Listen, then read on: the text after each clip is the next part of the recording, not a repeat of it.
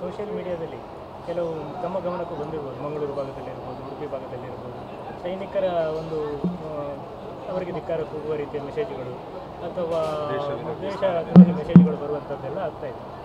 Police ಇಲಾಖೆಗೆ ಏನು ಸೂಚನೆ ಕೊಡ್ತೀರಿ ಮತ್ತು ಆ ಮನೋಸ್ಥಿತಿಗಳಿಗೆ ಏನು ಹೇಳ್ತೀವಿ? ನೋಡಿ, ಇಂಥ ಮನಸ್ಥಿತಿಗಳು ಸಮಾಜಘಾತಕ ಮನಸ್ಥಿತಿಗಳು. ಇವನ್ನ ನಾನು ಕಠಿಣ ಶಬ್ದದಿಂದ ವಿರೋಧಿಸ್ತೀನಿ. ಇದು ಯಾವ ಸಂದರ್ಭದಲ್ಲೂ ಇದನ್ನು ನಾನು ವಿರೋಧಿಸ್ತೀನಿ. ಈ ರೀತಿ ಸಮಾಜಘಾತಕ ಶಕ್ತಿಗಳು ಭಾರತ ದೇಶದಲ್ಲಿ ಅವ್ರಿಗೆ ಸ್ಥಾನ ಇಲ್ಲ ಅಂತ ಹೇಳಲಿಕ್ಕೆ ಬಯಸ್ತೀನಿ. ಏನಾದರೂ ನಿರ್ಧಾರಕ್ಕೆ ಬರಲಿಕ್ಕೆ ಆಯ್ತಾ? ನಿನ್ನೆಯ ಸಭೆ ಏನು ನಿರ್ಧಾರ ಆಗಿಲ್ಲ ಹೇಳ್ತಾರೆ ಜಾತಿ ಗಣತಿಯಲ್ಲಿ.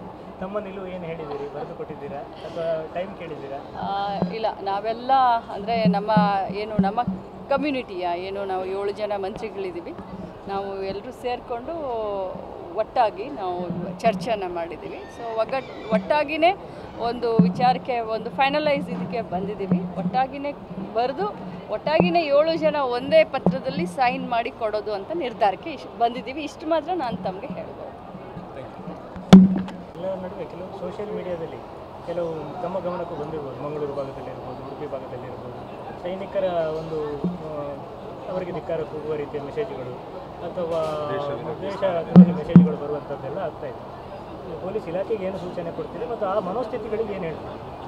ನೋಡಿ, ಇಂಥ ಮನಸ್ಥಿತಿಗಳು ಸಮಾಜಘಾತಕ ಮನಸ್ಥಿತಿಗಳು. ಇವನ್ನ ನಾನು ಕಠಿಣ ಶಬ್ದದಿಂದ ವಿರೋಧಿಸ್ತೀನಿ.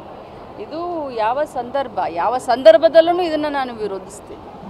ಈ ರೀತಿ ಸಮಾಜಘಾತಕ ಶಕ್ತಿಗಳು ಭಾರತ ದೇಶದಲ್ಲಿ ಅವ್ರಿಗೆ ಸ್ಥಾನ ಇಲ್ಲ ಅಂತ ಹೇಳಲಿಕ್ಕೆ ಬಯಸ್ತೀನಿ.